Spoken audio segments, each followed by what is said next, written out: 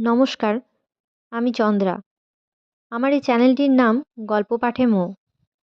আজকে পাঠ করছি শ্রী আশুতোষ মুখোপাধ্যায়ের কাল তুমি আলেয়া। গল্প পাঠ যদি আপনাদের ভালো লেগে থাকে তাহলে চ্যানেলটিকে অবশ্যই লাইক, শেয়ার ও সাবস্ক্রাইব করে পাশে থাকবেন এবং আপনাদের মূল্যবান মতামত কমেন্টের মাধ্যমে জানাবেন। শুরু করছি।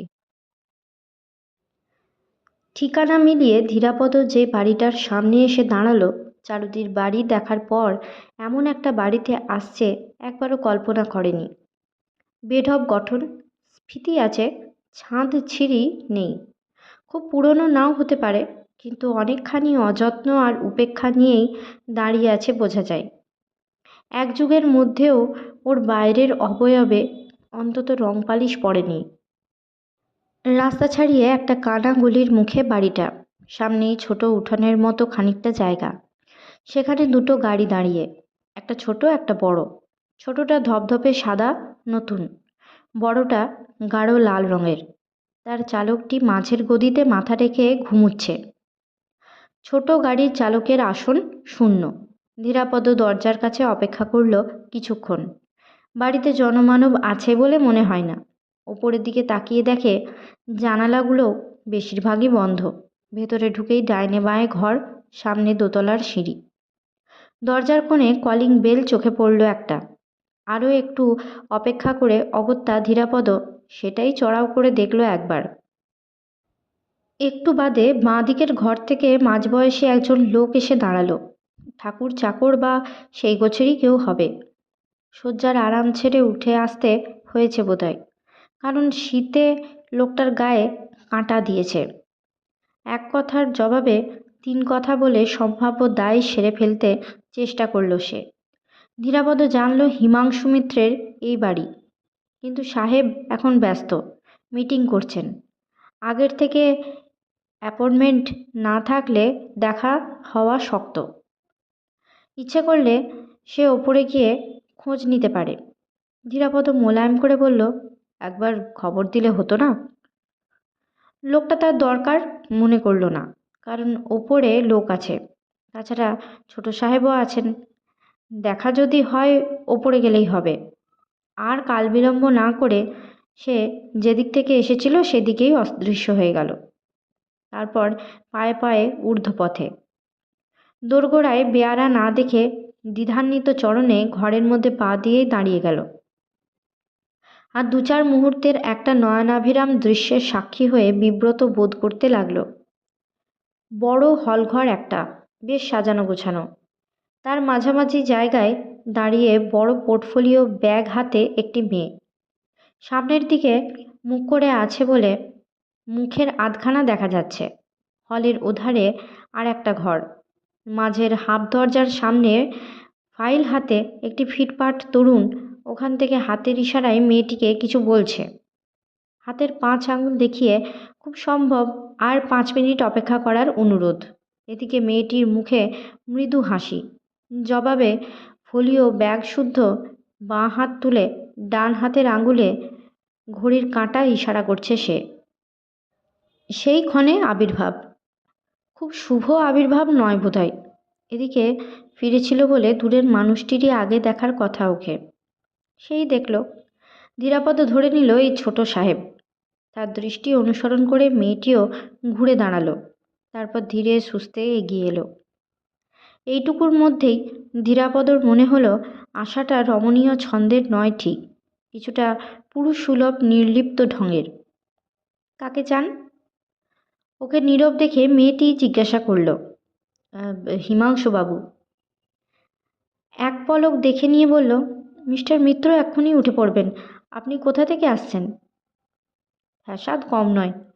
বলবে চারুদির কাছ থেকে। বলল একটা চিঠি ছিল, তাকে দিতে হবে। হাত বাড়ালো। দিন। সামান্য কথাটা বলতেও ইতস্তত করছে দেখেই হয়তো প্রচ্ছন্ন বিরক্তি একটু। এই গণ্ডগোলে পড়তে হবে জানলে ধীরাপদ চিঠির কথা বলতো কিনা সন্দেহ। খামটা উল্টে পাল্টে দেখে নিয়ে মেয়েটি আর একবার তাকালো। ঠিকানায় মেয়েলি অক্ষরবিন্যাস দেখে সম্ভবত। তারপর চিঠি হাতে ফিরে চলল। হাফ দরজা সংলগ্ন সুদর্শনটি তখনও দাঁড়িয়ে, খামশুদ্ধ রমণী বাহুর ইশারায় তার প্রতি আরেকটু অবস্থানের ইঙ্গিত।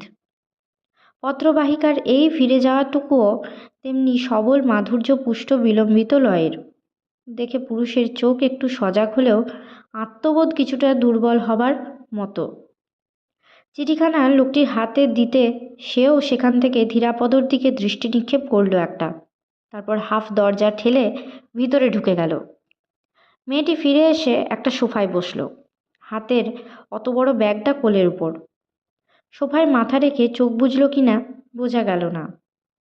একটু বাদে সম্ভবত ছোট সাহেবটি বেরিয়ে এসে দূর থেকে ধীরাপদকে ইঙ্গিতে জানালো সে ভিতরে গিয়ে সাক্ষাৎ করতে পারে। তারপর এগিয়ে এসে মেয়েটির পাশে ধূপ করে বসে পড়ল। অসহিষ্ণু অভিব্যক্তি, তাই দেখে মেয়েটির মুখে চাপা কৌতুক। দুজোড়া চোখের ওপর দিয়ে ধীর পায়ে ধীরাপদ হাফ দরজার দিকে এগোলো। ওদের চোখে নিজেকে অবাঞ্ছিত লাগছে বলেই অপ্রতিভ ভেতরে ঢুকলো। সেক্রেটারিয়েট টেবিলের ওধারে রিভলভিং চেয়ারটা ভরাট করে বসে আছেন একজনই। ঘরে দ্বিতীয় কেউ নেই। ভারী মুখে মোটা পাইপ, আয়ত চোখে লাইব্রেরি ফ্রেম চশমা, পরনে দামি স্যুট। মনে মনে ধীরাপদ একেই দেখবে আশা করেছিল।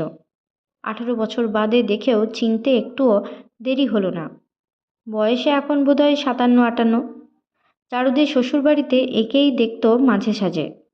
তেমনি গম্ভীর অথচ হাসি মুখ।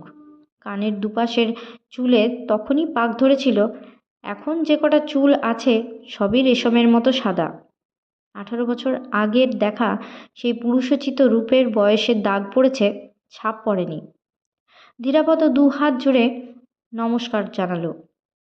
রিভলভিং চেয়ারটা একটু ঘুরিয়ে আয়েশ করে বসলেন তিনি। দাঁতে পাইপ চেপে মাথা নাড়লেন একটু। সেই ফাঁকে নীরব ঔৎসুক্যে দেখেও নিলেন তাকে। তারপর ইঙ্গিতে সামনের চেয়ার দেখিয়ে দিলেন। চারুদের চিঠিটা টেবিলের উপরে খোলা পড়েছিল, সেটা তুলে নিয়ে একবার চোখ বোলালেন। পরে চিঠি পকেটে রেখে চেয়ার ঘুরিয়ে ওর মুখোমুখি হলেন। চাকরি চাই? চাই বলতে বাধল, আর চাইনে বললে এলো কেন? নিরুত্তরে হাসল একটু। চশমার ওধারে দুটো চোখ তার মুখের ওপরে আটকে আছে। 2-4টে মামুলি প্রশ্ন, কত দূর পড়াশোনা করেছে, চাকরির কি অভিজ্ঞতা, এখন কি করছে ইত্যাদি। বলা বাহুল্য ধীরাপদর কোনো জবাবই তড়িৎ নিয়োগের অনুকূল নয়। এরপরে খুব সহজভাবেই ভারী একটা বেখ্যাপা প্রশ্ন করে বসলেন তিনি। বললেন, যিনি আপনাকে চিঠি দিয়েছেন তিনি লিখেছেন আপনি খুব বিশ্বাসী। I mean very very reliable. Really? ভদ্রলোকের 2 চোখ শিথিল বিশ্লেষণরত। ধীরাপদ জবাব কি দেবে, বলল, সেটা উনিই জানেন। উনি কতদিন জানেন? ছেলেবেলা থেকে। ভুরুর মাঝে কুঞ্চন রেখা পড়ল। তার দিকে চেয়েই কিছু স্মরণ করার চেষ্টা। ডোন্ট মাইন্ড, তার সঙ্গে আপনার কতদিন পরে দেখা? ধীরাপদর অনুমান টেলিফোনে এর সঙ্গে চারুদির আগেই আলোচনা হয়েছে, তাই প্রশ্নের তাৎপর্য না বুঝলেও যথাযথ জবাব দিল। প্রায় 18 বছর। দেখছেন নিরীক্ষণ করে? মুখ আরও একটু হাসি হাসি। Pretty long time. এতগুলো বছরে যে কোনো লোক একেবারে বদলে যেতে পারে। হোয়াট ডু ইউ সে? বিদ্রূপের আভাস যেন। ধীরাপদর মুখে সংশয়ের চকিত ছায়া একটা। চুপচাপ চেয়ে রইল। তিনি আবার বললেন না, পরামর্শ দিলেন যেন। গরম জলের কেটলির মুখে কিছুক্ষণ ধরে রাখলে খাম খোলা সহজ হয়। Next time if you have to do it, try that way. এমন অশোভন ব্যাপারে ধরা পড়ে যেন ধীরাপদর এই অনভ্যস্ত পরিবেশে এসে পড়ার জড়তা গেল। নিজের নির্বিকার সহজতায় আত্মস্থ হতে সময় লাগল না। মনে মনে ভদ্রলোকের প্রশংসাই করতে হলো। এই দাঁড়াবে ভাবেনি। তার দিকে চেয়েই নিরাসক্ত জবাব দিল, চিঠিটা পড়ে ছিঁড়ে ফেলবো বলে খুলেছিলাম। আমার জন্য চাকরি ভিক্ষা করা হয়েছে ভেবেছিলাম, তাতে আপত্তি ছিল। চোরের মুখ হলো না দেখেই ভদ্রলোক বিস্মিত হচ্ছিলেন। কথা শুনে বেশ অবাক। চাকরির দরকার নেই? ধীরাপদ হালকা জবাব দিল, আছে, তবে না পেলেও এখন আর তেমন কষ্ট হয় না। আচ্ছা, নমস্কার। Sit down please. চেয়ার ছেড়ে উঠে দাঁড়াবার মুখে অপ্রত্যাশিত একটা তাড়া খেয়ে ধীরাপদ বসে পড়ল আবার। রিভলভিং চেয়ার ঘুরিয়ে পাইপ ধরানোর ফাঁকে তার বক্র দৃষ্টি আরও বার কতক তার মুখের উপরে এসে পড়ল। আগের মতোই হাসি হাসি দেখাচ্ছে। তুমি কাল থেকে এসো। Shall be glad to have you with us. Electric বেলের বোতাম টিপলেন। প্যাক করে শব্দ হলো। সঙ্গে সঙ্গে বাইরের তরুণটির প্রবেশ। পাইপের মুখ হাতে নিয়ে হিমাংশু মিত্র উঠে দাঁড়ালেন। সৌজন্যের রীতি অনুযায়ী উঠে দাঁড়ানো উচিত ধীরাপদরও, কিন্তু সেটা খেয়াল থাকলো না। সে দেখছে এখনও তেমনি উন্নত ঋজু স্বাস্থ্য ভদ্রলোকের। ধীরাপদকে দেখিয়া আগন্তুকের উদ্দেশ্যে বললেন, ইনি কাল থেকে আমাদের অর্গানাইজেশনে আসছেন। নাম ঠিকানা লিখে নাও, আর কোন কাজ শ্যুট করবে আলাপ করে দেখো, তারপর কাল আলোচনা করা যাবে। ধীরাপদকে বললেন, এ আমার ছেলে শীতাংশু, অর্গানাইজেশন চিফ। ধীরাপদ উঠে দাঁড়ালো, নমস্কার বিনিময়। হিমাংশু মিত্র ততক্ষণে দরজার কাছে ঘুরে দাঁড়িয়ে ছেলেকে জিজ্ঞাসা করলেন, সে এসেছে? ছেলে গম্ভীর মুখে মাথা নাড়ল। এলে বলিস, তার জন্য আমি ঘড়ি ধরে 2 ঘন্টা অপেক্ষা করেছি। ফ্যাক্টরিতে টেলিফোন করেছিলি? নেই সেখানে। হাফ দরজা ঠেলে ভদ্রলোক বেরিয়ে এলেন। অর্গানাইজেশন চিফ শীতাংশু মিত্র এবারে তার দিকে ঘুরে দাঁড়ালো। একটুও তুষ্ট মনে হলো না, বুঝতেও বলল না। হাবভাবে ব্যস্ততা। জিজ্ঞাসা করলো, কি চাকরির জন্য এসেছেন বলুন তো? ধীরাপদ হাসি মুখে জবাব দিল, আপনাদের কোনো চাকরি সম্বন্ধে আমার কিছু ধারণা নেই। টেবিলের প্যাড টেনে নিল। নাম ঠিকানা বলুন। হাফ দরজা ঠেলে এবারে ঘরে ঢুকলো সেই মেয়েটি, শিথিল চরণে এবং নিরাসক্ত মুখে ভেতরে এসে দাঁড়ালো। হাতে ব্যাগটা নেই। ধীরাপদ নাম ঠিকানা বলল। তারপর আলাপ আরও অস্বস্তিকর লাগবে ভাবছে, কিন্তু আলাপ আজকের মতো ওখানেই শেষ থেকে হাঁপ ছেড়ে বাঁচল। শীতাংশু মিত্র বলল, আচ্ছা আপনি কাল তো আসছেন, কাল কথা হবে। আজ একটু ব্যস্ত আছি। ওকে বিদায় করার ব্যস্ততায় কাল কখন আসবে তাও কিছু বলল না। নিস্পৃহ রমণীর দৃষ্টি টেবিল জোড়া কাঁচ আবরণের নিচের চারটার উপরে। রাস্তায় নেমে ধীরাপদ পায়ে পায়ে হেঁটে চলল। হাসিই পাচ্ছে এখন। কি চাকরি করতে হবে বা কত মাইনে পাবে সে সম্পর্কে কোনো কৌতূহল নেই। শুধু ভাবছে ব্যাপারটা মন্দ হলো না। পাশ দিয়ে সেই টকটকে লাল বড় গাড়িটা বেরিয়ে গেল। ধীরাপদ সচকিত একটু। ভদ্রলোক ওকে দেখেননি। পেছনের সিটে মাথা রেখে পাইপ টানছেন। গাড়ি আড়াল হয়ে গেল। মনে মনে ধীরাপদ আবারও তারিফ করল ভদ্রলোকের। চোখ বটে। কি করে বুঝলেন চিঠি খোলা হয়েছে সেটা এখনও বিস্ময়। কথাবার্তা চালচলন সুষ্ঠু, ব্যক্তিত্ব ব্যঞ্জক, অথচ মুখখানি হাসি হাসি। 18 বছর আগেও প্রায় এই রকমই দেখেছিল মনে পড়ে। ধীরাপদ থমকে দাঁড়ালো। আর একটা গাড়ি, সেই ধপধপে সাদা ছোট গাড়িটা ঝড়ের বেগে বেরিয়ে গেল। ড্রাইভ করছে অর্গানাইজেশন চিফ শীতাংশু মিত্র। পাশে মেয়েটি, আত্মপ্রতীতি চেতন। পলকের দেখা বসার শিথিল ভঙ্গিটুকুও সেই রকমই মনে হলো। ধীরাপদর আবির্ভাবে ছোট সাহেবটির বিরূপ অভিব্যক্তির হেতু বোঝা গেল এতক্ষণে। ও এসে বড় সাহেবকে আটকানোর ফলে এদের কিছু একটা আনন্দের ব্যবস্থায় বিঘ্ন ঘটেছিল বোধহয়। ওপরের হলঘরে ইঙ্গিতে একজনের ঘড়ির কাঁটা দেখানোর দৃশ্যটা মনে পড়ল। ধীরাপদ হাসতে লাগল।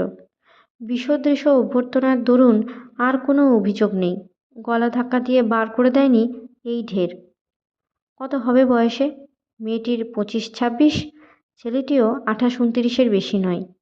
কিন্তু মেয়েটির কাছে ছেলেটি একেবারে ছেলে মানুষ যেন। কোন দিকে যাবে ভাবতে গিয়ে ধীরাপদর মনে হলো আজই একবার চারুদির সঙ্গে দেখা করা দরকার, এক্ষুনি। কাল যাবার কথা। চিঠি খোলার ব্যাপারটা চারুদি আর কারো মুখে শোনার আগে ও নিজেই যাবে, নিজেই বলবে। স্পষ্ট স্বীকৃতিরও মর্যাদা আছে।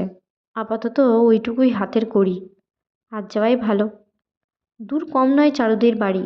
দুটো বাসে মিলিয়ে প্রায় 1.5 ঘন্টার পথ। গেট পেরিয়ে অন্যমনস্কের মতোই দালানের দিকে এগোচ্ছিল। হঠাৎ ধীরাপদর 2 চোখ যেন এক স্তূপ লালের ধাক্কায় বিষম হোঁচট খেল। পা দুটো স্থাণুর মতো আটকে গেল। হতভম্ব। চোখ দুটো কি গেছে? গেট থেকে বাড়ি পর্যন্ত লাল মাটির রাস্তা আর বাগান ভরা লাল ফুলের সমারোহের মধ্যে সিঁড়ি লগ্ন লাল নিশানাটা তেমন বিচ্ছিন্ন মনোযোগে লক্ষ্য করেনি। সিঁড়ির পাশে দাঁড়িয়ে আছে হিমাংশু মিত্রের টকটকে লাল গাড়িটা। সংবিত ফিরতে ধীরাপদ চকিতে ঘুরে গেটের দিকে পা চালিয়ে দিল আবার। আজকের মতো গল্প পাঠ এই পর্যন্তই। নিয়ে আসবো পরবর্তী অংশ পরবর্তী ভিডিওতে। সকলে ভালো থাকবেন, সুস্থ থাকবেন এবং পাশে থাকবেন। নমস্কার।